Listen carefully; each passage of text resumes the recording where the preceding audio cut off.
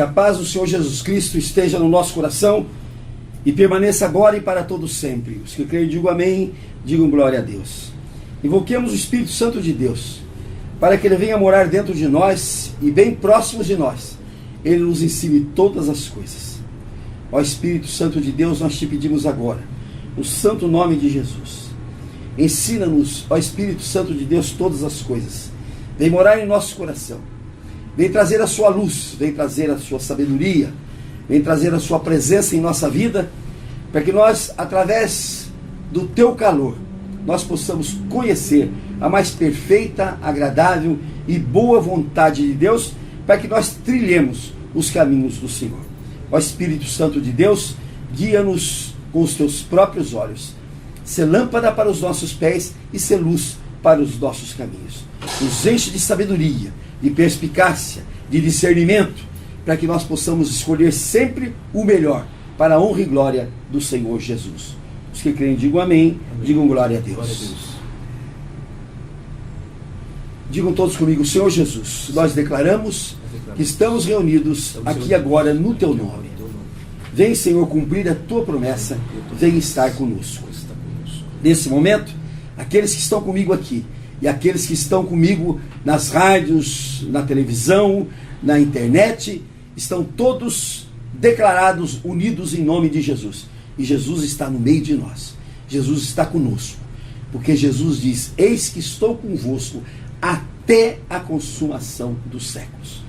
Jesus, embora ressurrecto, embora subindo aos céus, ele continua conosco, vivo e perfeito, nos auxiliando, nos mostrando o caminho, nos amparando nos momentos de dificuldade, sendo para nós o consolo, sendo para nós a fortaleza, sendo para nós aquilo que nós precisamos para vencermos as ciladas do demônio. E já que Ele está conosco, aproveitemos o momento para confessarmos a Ele os nossos pecados. Digam todos comigo: Senhor Jesus, nós te confessamos todos os nossos pecados, as nossas faltas, os nossos erros, que fizemos por pensamentos, palavras, obras e omissões. Nós confessamos toda a nossa imundície, Senhor. Tudo que fizemos de errado, Senhor, nós te confessamos agora. E ao mesmo tempo que te confessamos, Senhor, nós declaramos o nosso arrependimento. Ó Senhor Jesus, nós declaramos que estamos arrependidos pelo que fizemos. E te pedimos, ó Senhor Jesus, nos dá força, nos dá coragem para que nós jamais voltemos a pecar. E agora, Senhor Jesus, perdoa as nossas faltas, perdoa os nossos pecados. Entra, Senhor Jesus, em nosso coração, vasculha o nosso coração e vê se mais alguma coisa está lá que te desagrada e arranca, Senhor Jesus, do nosso coração aquilo que te desagrada. É o que nós te pedimos no teu santo nome. Aceitemos agora esse perdão de Jesus, porque a coisa maravilhosa que existe é a gente saber que for perdoado e a gente aceitar o perdão de Cristo na nossa vida. Aceitemos agora o Senhor Jesus em nossa vida. Declarem comigo: Senhor Jesus, nós declaramos que te reconhecemos como nosso único Senhor, como nosso Redentor, como nosso Salvador, e te declaramos o Filho de Deus vivo. No momento em que nós recebemos Cristo em nossa vida como nosso único Senhor e como nosso Salvador, nós estamos confessando Ele aqui na terra. E Ele nos confessa diante do Pai e nos inscreve no livro da vida. E quando a gente o declara Filho de Deus, nós aceitamos essa condição, nós também nos tornamos filhos de Deus. Vejam que momentos maravilhosos nós tivemos até agora aqui, nesse nosso encontro matinal. Que é a nossa reconciliação com Deus, é a nossa entrega ao nome de Jesus, é a nossa filiação a Deus e a força que nós recebemos para a nossa vida aqui na terra. Os que creem, digam amém, digam glória a Deus. Vamos meditar hoje sobre vários tópicos da Bíblia, e eu quero iniciar por uma notícia que veio dos jornais e que eu meditando essa noite, eu disse: mas como esse mundo vira? Como esse mundo dá volta? Era nos idos de 1964, 1962, 63, 64. E nós tínhamos aqui um presidente que não achava justo, que não achava lógico que nós tivéssemos de pegar todas as nossas riquezas e vendê-las aos Estados Unidos pelo preço que eles quisessem nos pagar. E tudo aquilo que nós precisássemos do mercado internacional, nós só podíamos comprar dos Estados Unidos aos preços que eles nos quisessem dar. Eles iniciaram o processo da destruição das nossas ferrovias, porque o interesse dos Estados Unidos na época eram os caminhões nas nossas estradas, era o petróleo que eles nos vendiam, era o asfalto que eles colocavam aqui, eram as peças que eles vendiam, eram os pneus que eles vendiam. E nós éramos então praticamente escravos dos Estados Unidos na parte comercial. E o nosso presidente, vou dar o nome dele, João Goulart, ele diz: não, nós temos de negociar com o mundo inteiro. E ele iniciou uma visita ao mundo inteiro, à Índia, à China, à Rússia, a todos os países que produziam, a todos os países que tinham dinheiro, a todos os países que podiam comprar. Ele iniciou essa visita para quê? Para que nós saíssemos do jugo americano e tivéssemos liberdade de comprarmos de quem nós quiséssemos no mundo e de vendermos a nossa riqueza para quem nós quiséssemos no mundo. Isto foi em 1962, 63. Portanto, faz isso 50 anos, vamos dizer assim. 50 anos. Eu tinha naquela época os meus lindos 28 anos. E eu me apaixonei por essa tese, eu me apaixonei por essa direção, eu me apaixonei por essa dedicação de um presidente que tinha uma visão muito mais larga, mas muito mais larga do que tínhamos tido até aquele momento. Mas a reação dos Estados Unidos veio imediatamente, veio na mesma hora. E eles usaram como instrumento aqui no Brasil para impedir os desígnios do Brasil livre, livre no comércio. Eles usaram a Igreja Católica, que comandou uma grande revolução contra o presidente João Goulart. Comandou em todos os sentidos. As igrejas foram lotadas de apelos, de pedidos, de padres, de bispos, de cardeais, que diziam que o Brasil estava sendo comunizado, que nós estávamos virando o Brasil para o comunismo, que nós estávamos levando o Brasil para a Rússia comunista. Agora eu vejo aqui, preste bem atenção, eu vejo aqui a nossa presidente apertando a mão do chanceler russo e fazendo um acordo com ele. Porque naquela época a Rússia estava melhor que nós. Hoje nós estamos melhor que a Rússia. Hoje eles que estão com o chapéu na mão pedindo para nós. E a nossa presidente, e não vai nenhuma crítica para ela não.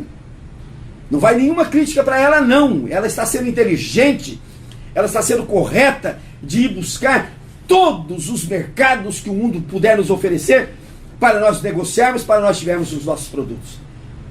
Só que agora a Igreja Católica silencia. A Igreja Católica não fala nada. E na época eu era um católico fervoroso, eu era de cursilho, eu era de círculo de todas as entidades religiosas que havia lá, encontro de casais e todas essas coisas. E eu fui amplamente favorável ao governo João Goulart e preguei a justiça social e preguei um novo Brasil, onde o brasileiro podia vender tudo que ele quisesse ao mundo inteiro sem nenhuma restrição. O que aconteceu comigo na época? A Igreja Católica infernou tanto a vida do brasileiro que eu fui tido como subversivo, eu fui tido como comunista e eu fui levado à prisão no ano de 69. Fui levado à prisão. Jovem ainda, moço ainda, cheio de ideais, cheio de vontade que o Brasil crescesse, cheio de amor pela minha pátria, fui levado à prisão.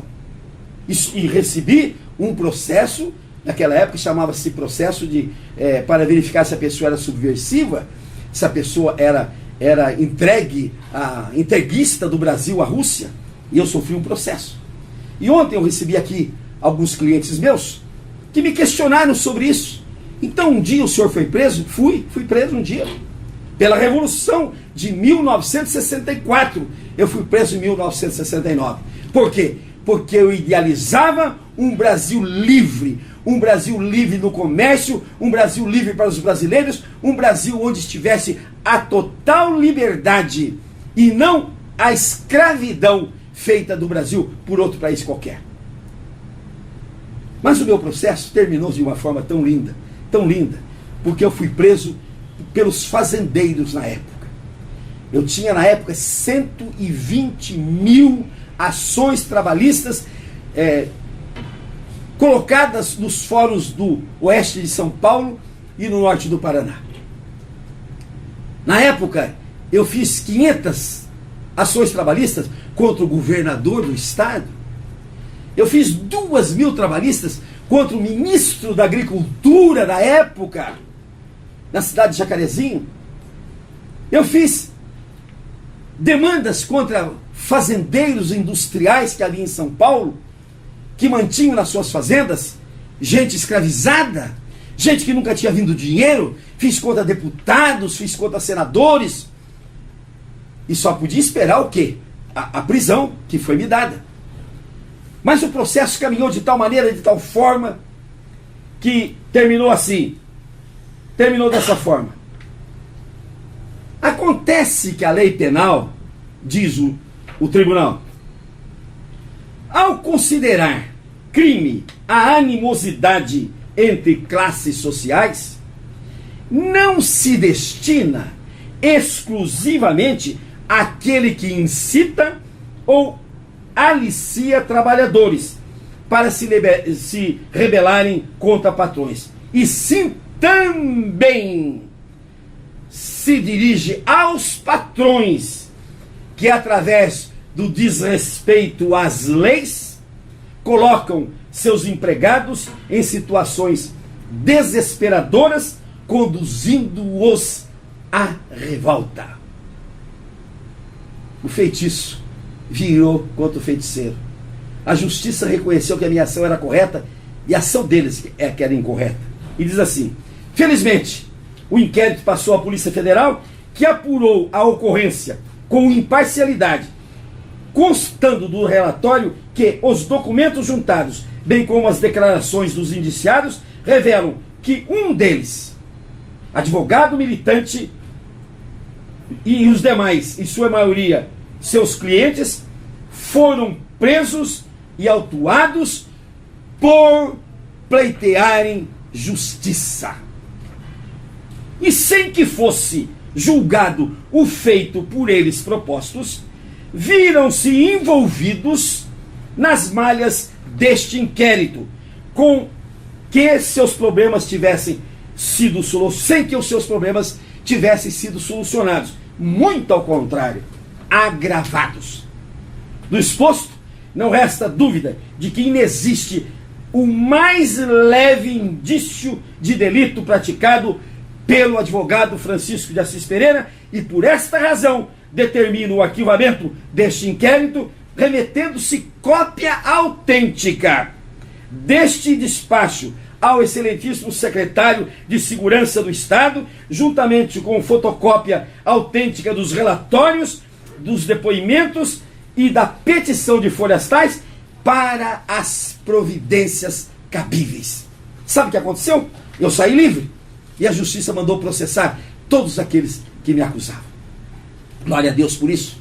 Não foi nenhum mérito meu, foi a providência de Deus que estava comigo, foi a providência de Deus que estava do meu lado. Mas o dedão da Igreja Católica estava aí, porque sempre foi assim, Na Idade Média, quando os pobres, que eram escravos das fazendas dos nobres, eles começaram a se revoltar pela doutrina do Evangelho, que é a doutrina de lucro, que é a doutrina econômica, que é a doutrina social, que é a doutrina de riqueza, que é a doutrina de prosperidade. Quando os pobres se revoltaram contra os nobres, que não faziam mais nada do que explorar os pobres, a Igreja Católica começou o movimento contra eles. Primeiro mentindo a eles, Primeiro mentindo a eles, pegando um leproso que morria jovem pela lepra e declarando-o santo porque era pobre. E dizendo aos pobres, olha o exemplo de Francisco de Assis, que abdicou da sua riqueza, que abdicou da riqueza do seu pai, e por isso é santo nos céus. Então vocês, pobres, abdiquem das riquezas desse mundo, abdiquem disso tudo, para vocês um dia chegarem na glória. Olha só o ensinamento de uma igreja satânica, que fez com que aquele povo todinho tivesse de ficar morrendo à míngua, na pobreza, na miséria, que não é de Deus, que é do Satanás, que é do cão, que é do diabo. E não contente, ainda pegou Santa Clara, que estavam morrendo jovem. Naquela época morria jovem de tísica, de tuberculose, de uma porção de coisa, e não por santidade. E não por santidade. Porque uma das causas da santidade é a longevidade. A longevidade é que é consequência da santidade. E aí, o que a Igreja Católica fez? Começou a massacrar aqueles pobres que saíam da pobreza e se tornavam comerciantes, e se enriqueciam, e se tornavam pessoas úteis à coletividade. Na noite de São Bartolomeu, em 1517, a Igreja Católica ordenou a matança de mais de 72 mil ex-pobres que, através do Evangelho de Cristo, estavam melhorando a sua vida. Matou todos esses 72 mil huguenotes, como eram chamados, na França e na Holanda. E os que sobraram da França e da Holanda, pegaram o navio e vieram para o Brasil. Vieram para o Brasil para ajudar a construir uma pátria nova, para ajudar a construir uma terra nova. E hoje o Brasil abre as suas portas a todas as nações. Nós temos aqui japoneses, coreanos, ingleses, americanos, alemães, nós temos toda sorte de gente, italianos, toda sorte aqui no Brasil. Mas na época, quando os huguenotes, que eram protestantes progressistas, chegaram ao Brasil, encontraram quem aqui? Os padres jesuítas da Igreja Católica, que insuflaram o povo para dizer que eles eram invasores, para dizer que eles queriam tomar o Brasil, para dizer que eles queriam tomar posse do Brasil, eles queriam apenas participar do crescimento dessa terra. E eles foram expulsos daqui. Os franceses foram aos Estados Unidos e compraram com dinheiro o território da Lusiânia. E os holandeses saíram do Brasil e foram para a costa leste dos Estados Unidos, a costa mais progressista dos Estados Unidos, onde está justamente New York, Manhattan, etc. e tal. Washington, foram para lá. E nós tocamos os huguenotes daqui, à guisa de dizer que eles queriam invadir a nossa pátria. Então, isto que a Igreja Católica fez no passado, faz no presente, continua fazendo, isto nós temos de ver que não é o Evangelho de Cristo, que não é o Evangelho de Jesus, que não é a presença de Cristo dentro daquela igreja. E eu faço esse registro porque fiquei realmente bastante emocionado quando eu vi que nós temos aqui hoje a presidente que está buscando o relacionamento comercial com todo mundo, o que é lógico, o que é certo, o que é correto, o que deve ser feito. Aí nós estamos atravessando agora essa crise da Igreja Católica, que o mundo inteiro está abraçando, que é o abandono da barca de Pedro pelo Papa pelo Papa Bento XVI. Eu até preciso elogiá-lo. Porque quando ele abandona a barca de Pedro, ele agiu com inteligência. A barca de Pedro é furada. A barca de Pedro não vai a lugar nenhum, e se for é no inferno. E ele pulou fora enquanto é cedo. Ótimo, que maravilha. É um exemplo que você, católico, tem de seguir. É um exemplo que você, católico, tem de seguir imediatamente. Pular fora da barca de Pedro, porque a barca de Pedro é furada, e se levar, leva ao inferno. A barca que você tem de entrar é a barca de Jesus, conduzida por Ele, colocada por Ele. E preste atenção, vou dizer para vocês agora, as barcas que Pedro conduziu, no lago de Genezaré, todas elas tiveram de ser socorridas por Jesus. Na primeira vez, Jesus dormia. de propósito, para ver até onde ia a fé daqueles poltrões que estavam dentro da barca. E a tempestade veio, e os trovões vieram, e as ondas se levantaram, e o vento uivou. E Jesus dormindo.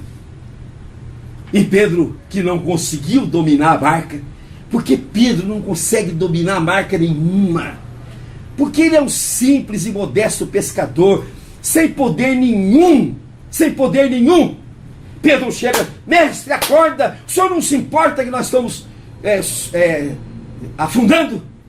Jesus se levanta, repreende os ventos, aquilo tudo acalma, procela calma, e a barca chega ao seu destino feliz e salvo. Na segunda vez, Jesus manda que eles entrem na barca e vão sozinhos. Esta barca de Pedro, da qual o Bento XVI pulou e fez muito bem de pular, Jesus não está nela. Sabe por que Jesus não está nela? Porque Jesus não fica junto com ídolos. Jesus não fica junto com imagens. Jesus não fica junto com os santos que querem botar junto dele e ele ainda não julgou.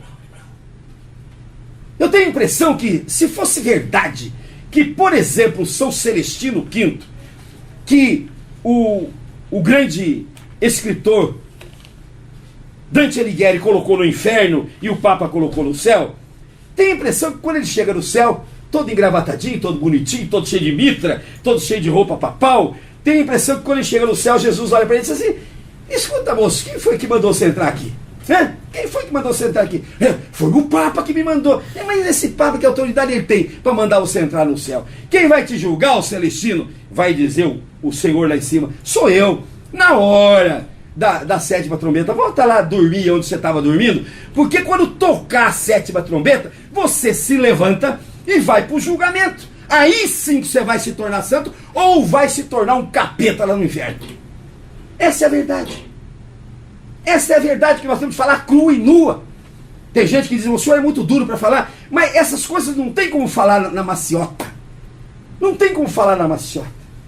Eu não posso chegar na barca de Pedro e dizer assim: olha, eu vou botar a mão aqui, ó, ponha o seu pé na minha mão aqui e sai dessa barca. Não é assim. Sai, moço, sai já, antes que ela funde. Sai já, antes que ela te leve para o inferno. Faça como o Papa Bento XVI, cai fora da barca antes que ela funde, antes que ela te leve para o inferno. E ele diz aqui que ele vai se recolher do mundo agora. Olha que coisa linda, meu Deus do céu. O Papa agora vai se recolher no mundo. Onde que ele vai? É aqui. O Papa afirma que vai se esconder do mundo. Agora que ele vai cometer o erro maior. Porque o primeiro não foi erro. Ele largou a barca porque a barca era furada mesmo, porque a barca não era de Deus, porque a barca não era de Jesus, fez muito bem de sair, e os outros todos que estão na barca devem sair junto com ele. Agora o que ele não pode fazer é isso: se esconder do mundo. Se esconder do mundo, você não pode fazer. Ah, mas eu estou com 85 anos. Mas você tem o dom da vida. Enquanto você tiver o dom da vida, você não pode correr, você não pode desistir, você não pode botar a viola no saco e fazer serenata passapaiada lá perto do convento que você quer ir. Você não pode se esconder do mundo, você não pode se furtar do mundo. Você tem responsabilidades, você tem propósito de Deus na tua vida. E quando a idade pesar nas tuas costas, o que diz a Escritura Sagrada? Seja justo, plante-se nos átrios do Senhor, que aí você vai crescer como o cedro do Líbano, você vai florescer como a palmeira do Líbano. Você não vai murchar, não. Você não vai diminuir, não. E ainda diz que na velhice produzirão frutos na seiva, no ardor. Ainda vai produzir frutos. E a Escritura diz que se morrer aos 100 anos, morre como jovem. E as nossas forças, quando a gente está com Deus, plantados no átrio do Senhor, diz a Escritura Sagrada, nós nos renovamos as nossas forças como a águia. Isso aqui é um gesto de suprema covardia. Covardia 2 vezes. Porque abandona o barco, e a segunda vez porque quer se esconder do mundo.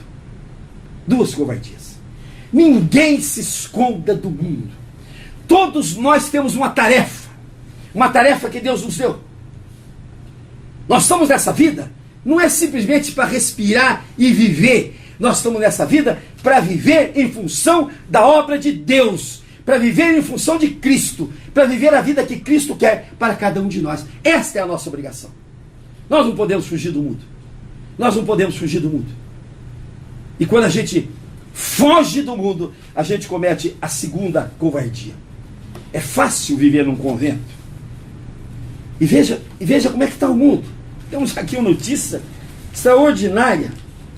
Uma notícia extraordinária aqui, que está aqui, né, nesse jornal. Preso em Portugal quer ficar na cadeia. Preste bem atenção. O preso em Portugal, ele tem direito a sair 3 dias por semana. Ele tem direito a sair 3 dias por semana. Aí o carcereiro chega lá, ó, você está livre, pode sair. Não.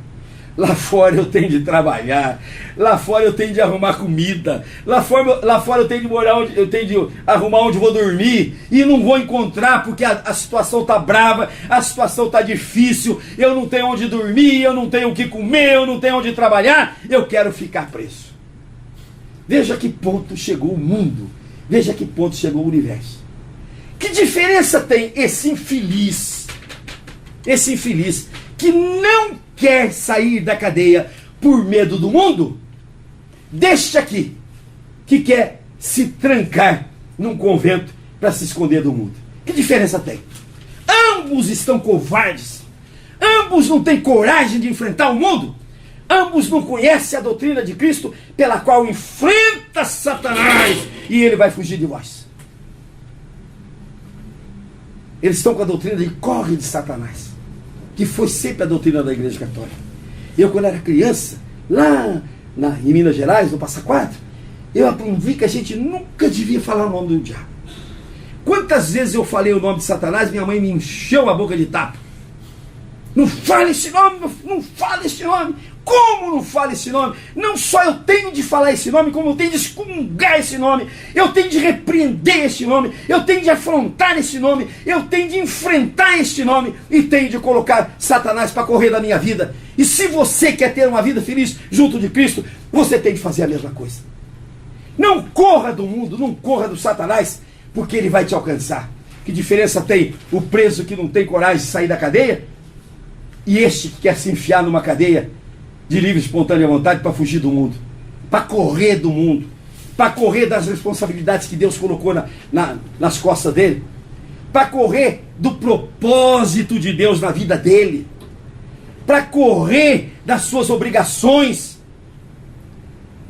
que ele veio ao povo e o povo é muito comovido, o povo é cheio de comoção, é cheio de emoção, quando ele fala, eu estou velho, eu estou doente, eu estou fraco, eu não consigo vencer a cúria romana, eu não consigo, a turma aplaude, a turma acha que isso é um gesto de suprema coragem, quando isso é um gesto de grande covardia e de grande ignorância da lei de Deus, porque é justamente nesses momentos que Deus diz, eu sou o caminho, eu sou a verdade, eu sou a vida, eu tenho a vida em abundância para dar para você. É nesse momento que a Escritura diz, eu sou a fortaleza, eu sou o teu socorro bem presente, eu sou aquele que pode te dar a mão. E ele diz uma coisa linda, mas tão linda que está, eu sou aquela mãe que te põe no colo e pega aquele seio volumoso e te enche de mamar. Oh meu Deus, se nós crescêssemos na Escritura Sagrada, se nós crescêssemos na Palavra de Deus, olha que coisa mais linda, no momento em que eu estivesse com dificuldade, com fome, com medo, no momento em que eu estivesse descrente, eu deitaria-me no colo de Deus e diria, Senhor, me dá esse peito maravilhoso, que eu quero mamar, Senhor, a tua força, Senhor, eu quero mamar, Senhor, a tua força, eu quero mamar a tua coragem, eu quero mamar a fé, Senhor, para eu sair daqui revivido. Quanta criança está chorando, a mãe põe no seio, e aquela criança dentro de alguns minutos está esperneando, está gritando, está correndo, está andando, porque recebeu o leite materno. E Deus diz, eu sou esta mãe. Papa Bento XVI, se você conhecer a Escritura Sagrada, se você souber o que é a Escritura Sagrada, se você tivesse noção do que Deus é para aqueles que estão na fraqueza, que estão na necessidade, você não teria corrido. Esta hora você poderia estar deitado no colo de Deus, grudado no seio de Deus, enchendo a boca do leite de Deus, da força de Deus, para você recobrar as suas forças, sair e cumprir a obrigação que Deus deu para você fazer neste mundo. É uma pena que o Bento XVI não conheça a Escritura Sagrada e que os demais católicos não conheçam a Escritura Sagrada. E agora, ao plano deles, sucessão do Papa pode ser chance de resgatar a fé na América Latina. Então eles estão com esperança de que o novo Papa agora, de que o exemplo do Bento XVI, e que o novo Papa reconduza na América Latina os católicos que fugiram da barca de Pedro, porque sabe que ela é furada, sabe que ela não conduz a lugar nenhum e se conduzia para o inferno, saíram de lá e agora eles querem recobrar. Pois olha, nós vamos pedir a Deus que não só nenhum volte para a barca de Pedro, como aqueles que estão na barca de Pedro ainda, iludidos, completamente sem juízo, saiam da barca de Pedro e venham para a barca de Jesus. Aquela barca que Jesus é a mãe dos mares. Aquela barca que Jesus faz com que o vento cesse. A barca de Pedro, 2 vezes que está na Escritura Sagrada, as 2 vezes que Pedro dirigia a barca, ele teve de correr e chamar: Senhor, me acorde, Senhor, me ajuda, Senhor, porque eu não estou conseguindo vencer essa barca. Com a diferença que Pedro não fugiu da barca, chamou Jesus para a barca. Esse Bento XVI não chamou Jesus para a barca e fugiu da barca. Que coisa incrível. Então não adianta aqueles que estão fora da barca não voltem, não entrem, não venham de volta. E os que estão dentro saiam o mais depressa possível. Porque o que nós lemos ontem aqui, o que Deus fala para a igreja de Esmirna. O que Deus fala para a igreja de Esmirna: vocês são sinagogas de Satanás. E vocês vão ser destruídos. Isso é que está escrito na profecia da igreja de Esmirna. Vão ser destruídos por quê? Porque não é a igreja de Cristo. Vão ser destruídos por quê? Porque Cristo não mora ali. Vão ser destruídos por quê? Porque Deus não está nas igrejas. Por que Deus não está na igreja? Porque lá tem ídolos, lá tem santos, lá tem um monte de gente que Deus não quer, que Deus não aceita. Lá tem teorias heréticas, lá tem teorias que não são da Bíblia Sagrada, que não são de Deus.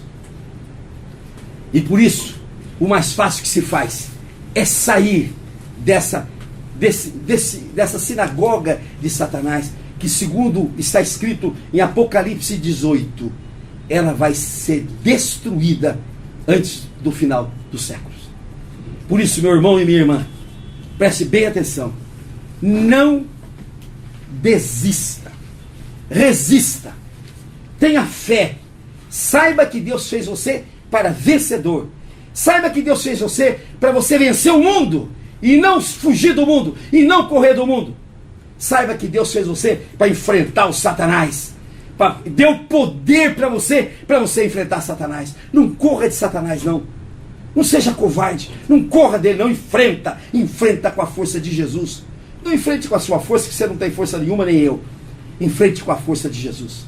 E quando você olhar bem para o Satanás, em nome de Jesus, Satanás, deixa o meu marido, em nome de Jesus, Satanás, deixa a minha esposa, em nome de Jesus, Satanás, deixa meu filho, deixa minha filha, em nome de Jesus, Satanás, sai da minha situação financeira, sai dos meus problemas financeiros, em nome de Jesus, Satanás, sai do meu trabalho, sai do meu serviço. Você vai ver que o Satanás vai se afastar, vai embora, e você será mais que vencedor em Cristo Jesus.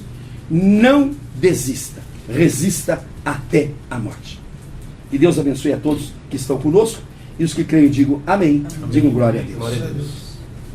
Vamos orar agora para que Jesus tenha piedade do povo católico, para que o Espírito Santo ilumine o povo católico, para que eles vejam que a barca onde eles estão está furada, está dirigida por quem não sabe dirigir, por quem não pode dirigir, por quem nunca dirigiu, por quem nas vezes que dirigiu pediu a Cristo que ajudasse, pediu a Cristo que viesse resolver. E esta barca, os que estão ali dentro não pedem a Cristo para vir, não chamam a Cristo, pelo contrário, Chama um monte de santo, um monte de intercessor, surdos, cegos, mudos, que não tem nenhum poder. Que abra, Senhor Jesus, ó Espírito Santo de Deus, abra o entendimento do povo católico, para que eles voltem para Ti, Senhor Jesus, só para Ti, unicamente para Ti, Senhor Jesus, para que o Senhor possa realizar na vida deles a salvação completa e os leve ainda nesta terra, para a terra da promissão, onde corre leite e mel. É que nós te pedimos no santo nome de Jesus. Os que creem, digam amém, digam glória a Deus. Vamos orar o Pai Nosso agora. Pai nosso que estais no céu, santificado seja o teu nome. Venha a nós o teu reino. Seja feita a tua vontade, assim na terra como nos céus. O pão nosso de cada dia nos dai hoje, e perdoa as nossas dívidas, assim como nós perdoamos aos nossos devedores, e não nos deixes cair em tentação, e nos livra, Senhor, de todo mal, porque teu, Senhor, só teu é o poder, o reino, a honra e a glória para todos sempre. Amém. Vamos aplaudir o Senhor Jesus. Vamos nos ungir, porque a unção quebra todos os jugos.